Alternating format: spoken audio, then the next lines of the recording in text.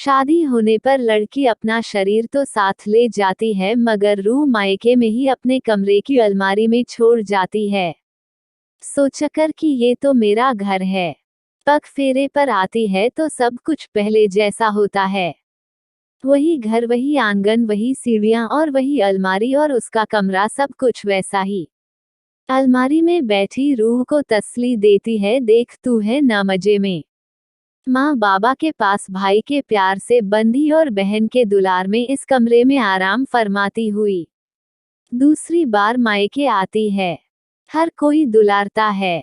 चाय के बाद अपने कमरे में जाती है तो देखती है कि उसकी रूह अलमारी से बाहर पलंग पर बैठी है, एकदम उदास।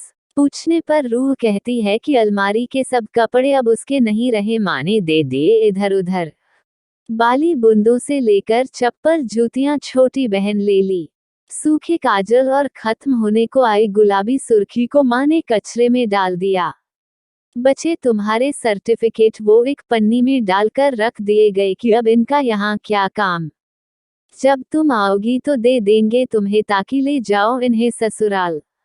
लड़की थोड़ा गुस्से में मगर आहिस्ता से कहती है, और मेरे सारे पोस्टर, वो तो तुम्हारी शादी की पुताई में ही हट गए थे, मगर शादी की धुन में तुम्हें कहाँ होश था। लड़की को ऐसा लगता है कि माँ बाबा सभी मिलकर उससे सौतेला बर्ताव कर रहे हैं। तभी पास बैठी रूह कहती है, देख फिक्र न कर, ये कमरा तो तेरा आज भी है। तेरी रूह का बसेरा यही है। लड़की खुश हो जाती है। आंखों को बंद करके कोहनी की दीवार माथे पर बनाकर सो जाती है। 3 दिन अच्छे गुजरते हैं। फिर रूह को कमरे में ही छोड़ चली जाती है ससुराल। अब की बार 6 महीने बाद आती है।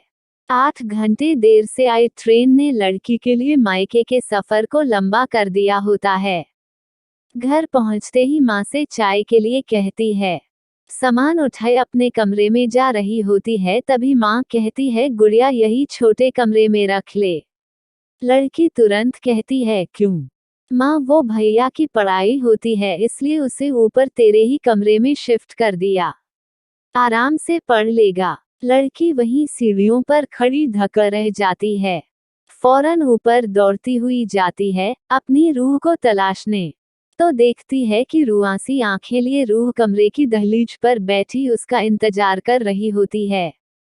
उसे देखकर लड़की को एहसास हो जाता है कि अब उसका घर नहीं, मायका हो गया है, जहां अब वो बस मेहमान है।